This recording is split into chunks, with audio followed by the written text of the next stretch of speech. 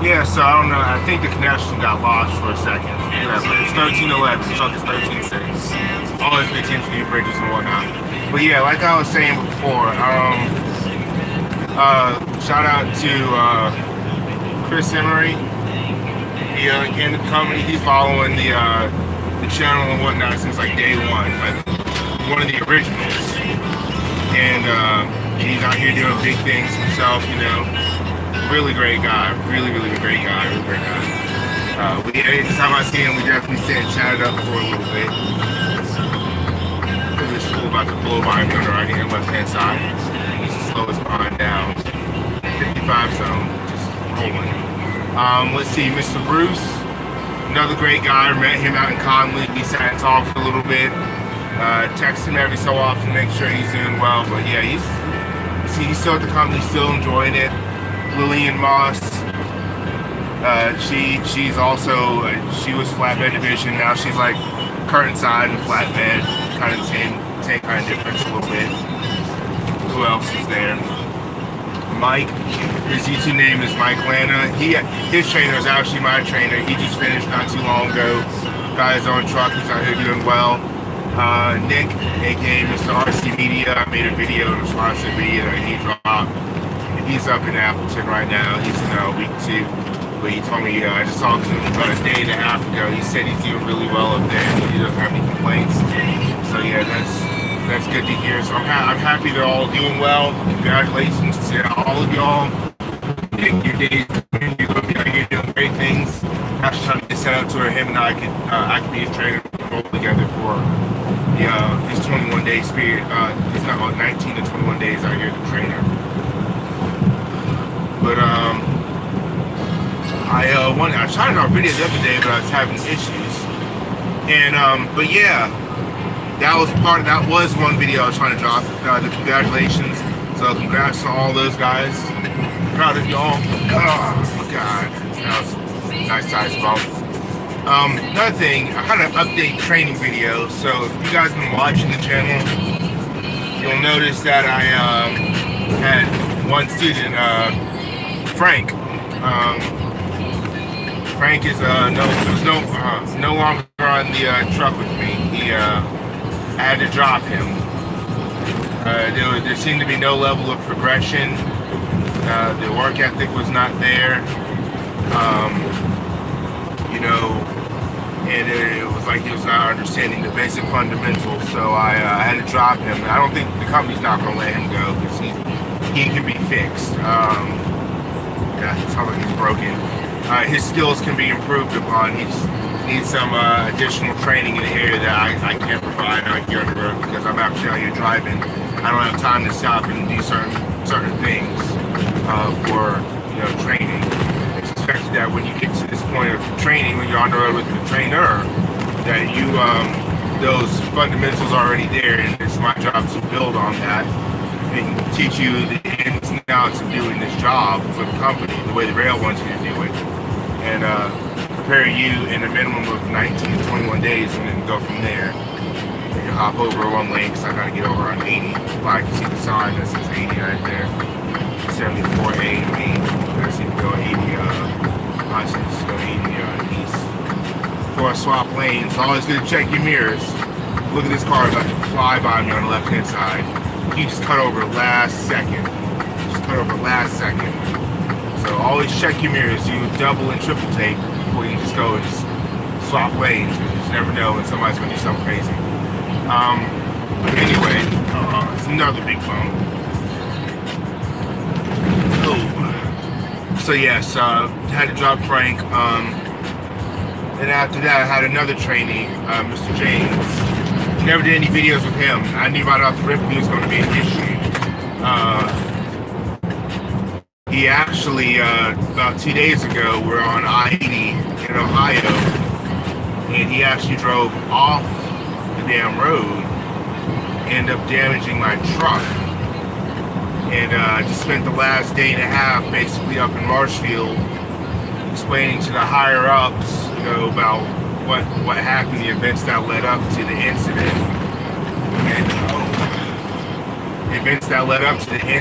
and what happened. I spent like my truck, I had to drive my truck from like the body shop to like the paint shop to get new tires, all kind of stuff. Just like he really did a number on my truck. Yeah, but we're in the construction zone.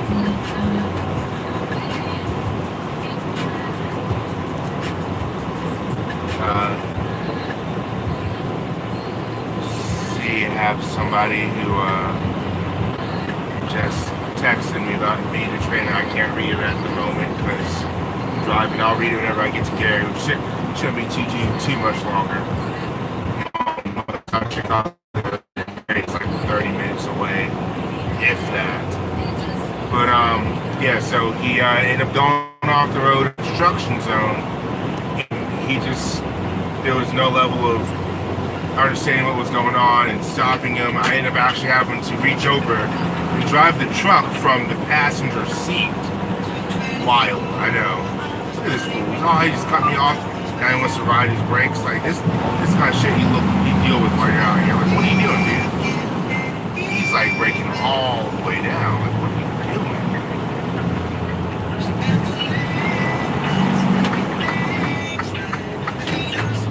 Come on, dude, drive. What are you doing? I don't know what his issue is. Now it's last second motion. Some people do some crazy stuff. But anyway, so yes, he ended up going off the road, hitting those like construction cones, barrels that you see people put down. Fucked my truck all the way up. Like scuffed up the hood, scuffed up the bumper, scratched up the rim, ripped off the, I appreciate it, bro. I appreciate it. Mr. Shishal will definitely be safe. But yeah, he ended up scuffing up the side of the truck and everything. He scratched up my rim, ripped off this rubber part that hangs low at the bottom of the fairing on both sides of the truck. He ripped that one off. That was on the passenger side. It was bad. So I like sending all these pictures to like dispatch and the safety and on the rail app. And he did a nice number on my truck. And yeah, actually when I was in Marshall getting it fixed, they had to take one of the other brand new trucks, one of the other 2019s, and like just strip it down and take off a bunch of parts off of that one just to fix my truck. So I guess that's going to be their new spare part truck because, yeah, they had to take a lot of parts off to fix my truck. But that kind of leads me into what I want to talk about.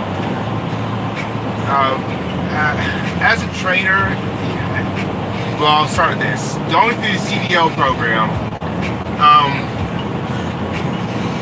you need to learn not only how to just do the different maneuvers, you know, backing, straight line back, 90 degree, yeah, you know, offset.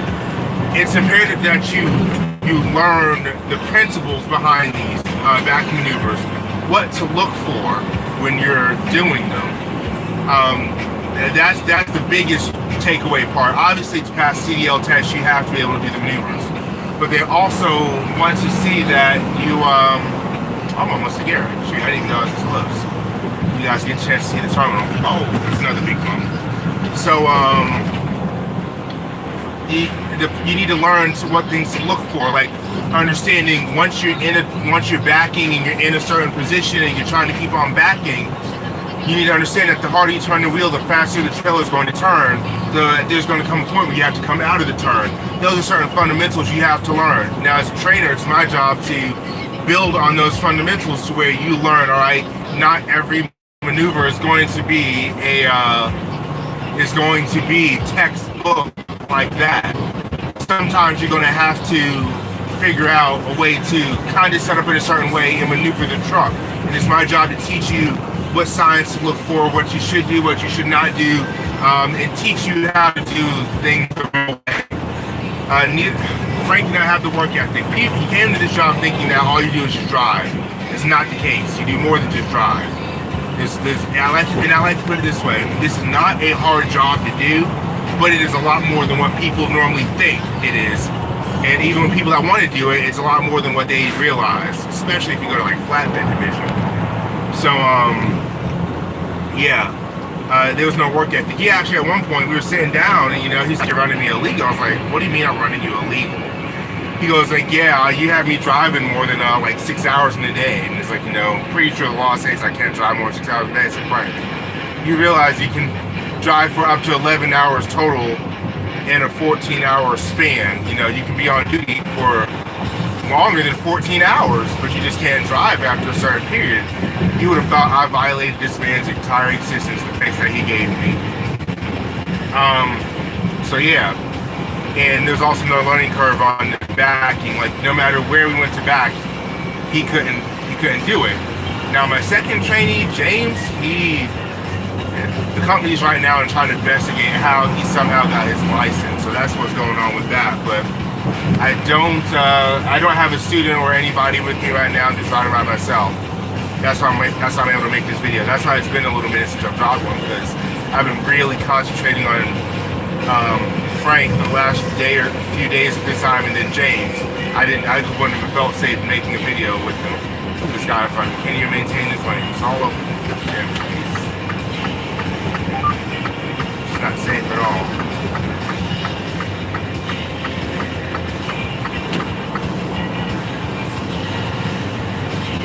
And he wants to speed up when I'm trying to get around him. So I got that reserve speed. Son. Forcing me off the doggone highway, whatever. This is the Walmart over here, so it's not hard to get back on the interstate from here. He forced me off, whatever. So yeah. But that's what was going on with those two. So yeah, you need to understand, people are always like, hey, can I be your trainee? Can you do this together? Can we do that? And I'm like, look here, I have no problem, trying to set up, working together, allow you to get to a position where you can possibly be a trainee. None whatsoever. But I also need these people to understand, this is a working truck. By myself, I can turn 3,200 to 3,500 miles in a week.